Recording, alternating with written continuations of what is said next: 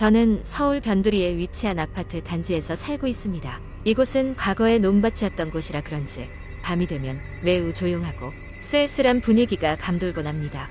아파트 주변에는 오래된 나무들이 가득해서 바람이 불 때마다 나무 가지들이 서로 부딪히고 나뭇잎들이 바닥을 스칠 때 나는 소리로 인해 더욱더 으스스한 느낌이 들곤 합니다.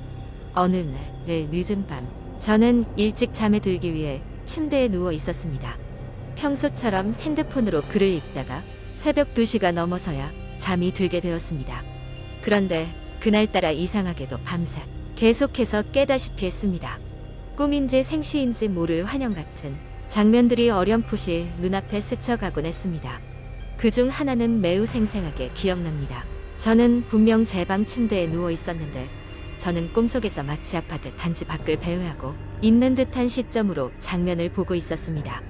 노란 가로등 불빛 아래 한 여인이 등굣길 초등학생처럼 노란 비옷을 입고 아파트 둘레를 천천히 걷고 있었습니다. 그녀의 걸음걸이는 무언가 몫이 무거운 것을 질질 끌고 있는 것처럼 비정상적으로 느렸고 그 모습은 혼자만의 친구를 찾는 듯한 불안정한 모습이었습니다. 느릿느릿한 그 걸음걸이를 계속 지켜보던 중 갑자기 여인이 걸음을 멈추고 허공을 향해 고개를 돌렸습니다.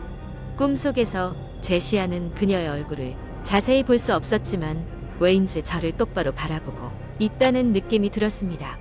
마치 꿈속에서의 장면이 아니라 실제로 내 옆에 서서 나를 주시하는 듯한 느낌이었습니다.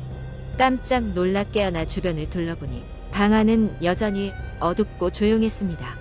시계를 보니 새벽 3시 30분을 가리키고 있었습니다.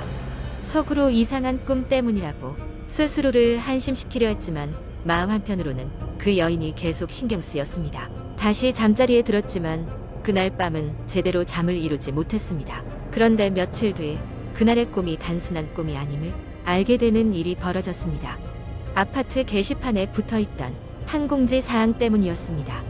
아파트 CCTV에 밤 시간대 의문의 여인이 자주 나타나고 있다는 것이었습니다. 노란 비옷을 입은 그 여인은 늘 같은 시간대에 아파트 단지 주위를 배회하다 사라진다고 했습니다. 처음에는 단순한 노숙자가 아닐까 생각했지만 여인이 출몰하는 시간이 새벽 3시에서 4시 사이라는 사실과 어떤 결론을 내리지 못한 얼굴 없는 여인의 모습에 주민들은 어느새 하나둘 공포감에 휩싸이게 되었습니다. 더욱이 그 여인은 CCTV에 찍혔음에도 불구하고 그녀가 지나간 자리에는 흔적도 남긴 적이 없었다고 했습니다. 그날 이후 저는 밤마다 이상한 기분에 잠을 설치곤 했습니다.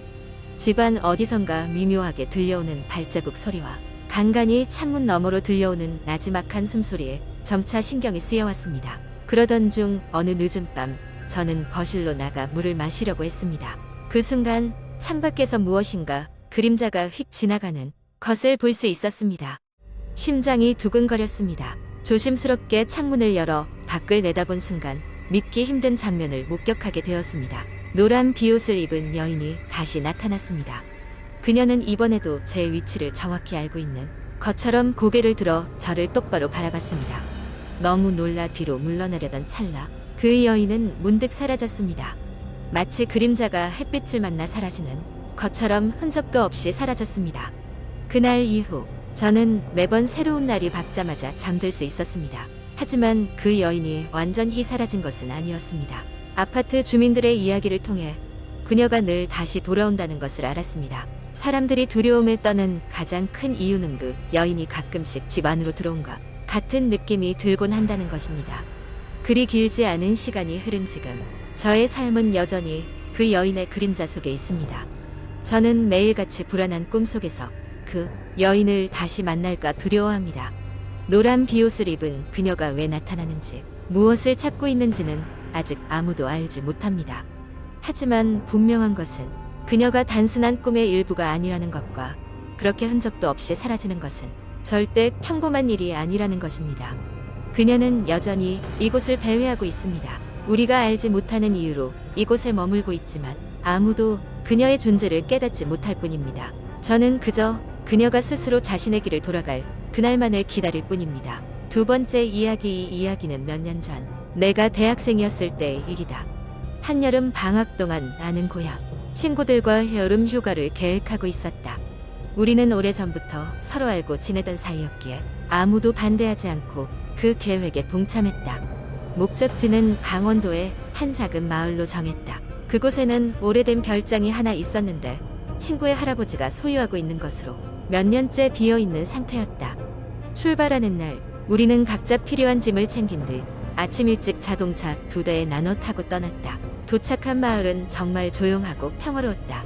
마을 사람들은 대부분 나이가 많았고 우리 같은 젊은 사람은 거의 보이지 않았다.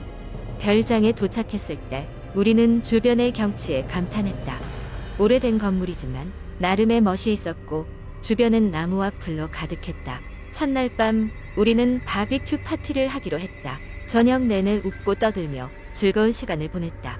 그날 밤은 정말 별일 없이 지나갔다. 그러나 둘째 날부터 조금씩 이상한 일이 벌어지기 시작했다. 아침에 일어나 보니 누군가 현관문을 열어놓고 간 흔적이 있었다. 첫날 밤 나는 분명 문을 잠그고 잠들었기 때문에 이상하다고 생각했지만 바람 때문이라고 치부하고 넘어갔다. 그러나 그날 저녁 지하실에서 이상한 소리가 들려왔다. 쿵쿵거리는 소리와 함께 무언가 끌리는 듯한 소리였다. 우리는 모두 그 소리를 들었지만 누군가 장난을 치는 것이라고 믿고 신경 쓰지 않기로 했다. 하지만 그날 밤 나는 이상한 꿈을 꾸었다. 꿈속에서 나는 낯선 사람을 만났는데 그는 나에게 경고의 말을 했다. 이 집은 오래된 비밀을 가지고 있다. 조심해라. 깨어났을 때 땀에 흠뻑 젖어 있었다. 꿈은 무척 생생했고 그제서야 나는 조금 불안한 마음이 들었다.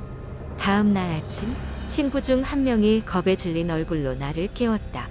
그의 말에 따르면 밤사이 창문 밖에서 누군가가 그를 노려보고 있었다는 것이다. 처음에는 그저 악몽이라고 생각했고 친구를 진정시켰다. 하지만 저녁이 되자 다시 지하실에서 그 소리가 들려왔다. 결국 우리는 용기를 내어 지하실로 내려가 보기로 했다. 지하실은 어둡고 눅눅했으며 오래된 나무 냄새가 코를 찔렀다. 플래시 라이트를 켜고 천천히 둘러보기 시작했다. 벽 한쪽에는 오래된 사진들이 걸려 있었고 그 중에는 이상하게도 최근에 촬영된 것으로 보이는 사진도 있었다. 우리는 그 사진을 자세히 들여다보았다. 사진 속 인물들은 바로 우리가 담겨 있었다. 그 사실을 깨달은 순간 우리는 모두 패닉 상태에 빠졌다. 밖으로 달려나와 문을 닫고 나서야 조금 안심할 수 있었다. 하지만 그 후에도 이상한 일들은 계속되었다. 복도에 물기가 남아있거나 아래층에서 발소리가 들리는 듯 설명할 수 없는 일들이 너무 많았다. 결국 우리는 다른 하루 밤을 지내지도 않고 서둘러 짐을 챙겨 떠나기로 했다. 우리는 떠나기 전 마을의 할아버지에게 그 집에 대해 여쭤보았다. 할아버지는 잠시 고민하더니 그 집에는 예전부터 귀신이 산다는 소문이 따라다녔지. 비극적인 사연도 많았고 마을 사람들도 꺼리는 집이라네 라고 말씀하셨다. 그 이야기를 듣고 나니 등골이 오싹해졌다. 하지만 우리는 이미 그곳을 떠나고 있었고 별다른 일 없이 그곳을 빠져나올 수 있었다. 그 후로 우리는 다시는 그 별장에 가지 않았다. 이후로도 나는 그 꿈과 지하실의 사진을 잊을 수 없다. 아직도 그 별장에는 무언가가 있다는 생각에 가끔씩 소름이 돋곤 한다. 세 번째 이야기, 고등학교 시절의 일이다.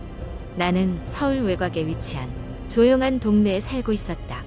우리 학교에는 오래된 건물이 있었는데 학생들 사이에서 그 건물은 귀신 건물로 불렸다. 학교에서 가장 오래된 건물로 사용된 지 이미 수십 년이 지난 낡은 건물이었다. 그 건물의 3층에는 사용하지 않는 빈 교실이 있었고 그곳에서는 이상한 소문이 떠돌았다. 어느 날 친구들과 나는 방과 후에 그 교실을 탐험해 보기로 했다. 단순한 호기심이었다. 학교 건물은 해가 지고 나면 꽤 으스스했지만 친구와 함께라면 별일 없을 거라고 생각했다. 건물은 해가 질 무렵이라 어둡고 적막했다. 우리는 핸드폰 불빛을 켜고 계단을 올라 3층에 도착했다. 3층에 발을 내딛자마자 차가운 바람이 불어왔다. 이상하게도 창문은 모두 닫혀 있었는데 우리는 서로의 눈치를 보며 웃어 넘겼다. 드디어 빈 교실 앞에 도착했을 때 우리는 문이 약간 열려 있는 것을 발견했다. 흔히 있는 공포영화의 한 장면 같다는 농담을 던지며 우리는 교실로 들어갔다. 교실 안은 텅 비어 있었고 유리창 너머로 달빛이 은은하게 비추고 있었다. 교실 중앙에는 오래된 책상 하나와 의자 몇 개가 덩그러니 놓여 있었다. 방 안은 한기가 느껴졌지만 우리는 바람이 들어오는 줄로만 생각했다. 그때였다. 누군가의 흐느끼는 소리가 들려왔다. 처음에는 멀리서 바람 소리겠거니 했지만 점차 가까워지는 것이 분명하게 들렸다. 우리는 소리의 근원을 찾기 위해 주위를 둘러보았다. 그 순간 교실 모퉁이의 그림자가 이상하게 느껴졌다. 달빛이 여러 각도로 비추고 있었지만 그 코너에는 빛이 닿지 않는 듯한 느낌이었다. 머리카락에 서는 듯한 소름이 끼쳤고 친구 중 한 명이 그곳을 가리켜 말했다. 저거 안 움직여? 숨을 죽이고 바라보는 사이 그림자는 서서히 형태를 갖춰갔다. 마치 사람의 형체처럼 보였다. 우리 중 한 명이 이제 나가자고 속삭였다. 넷인 모두들 동의한 눈치였지만 아무도 먼저 움직일 수 없었다. 그때 책상에 갑자기 큰 소리를 내며 삐걱거렸다. 우리는 비명을 지르며 우르르 문 밖으로 뛰쳐나왔다. 계단을 내려가면서 몇 번을 거에 굴러떨어질 뻔했지만 결국 모두 무사히 건물 밖으로 나왔다. 밖에 나오니 교실에서 듣던 소리가 더 잘 들리는 듯했다. 우리는 서로 얼굴을 쳐다보며 방금 무슨 일이 일어난 건지 이해하려 애썼다. 그 사건 후로 학교에서는 우리 경험이 입에서 입으로 전해져 갔고 그야말로 학교 전설이 되었다. 이후로도 그 건물에는 아무도 가려고 하지 않았다. 어른이 된 지금도 그때의 경험은 잊을 수 없다. 몇몇 사람들은 이것이 단순한 착각이라고 말할지도 모른다. 하지만 그날의 한기와 소리, 그리고 그림자의 형태는 너무나도 현실적이었다. 나는 그 이후로 어떤 이야기도 쉽게 흘려듣지 않게 되었다.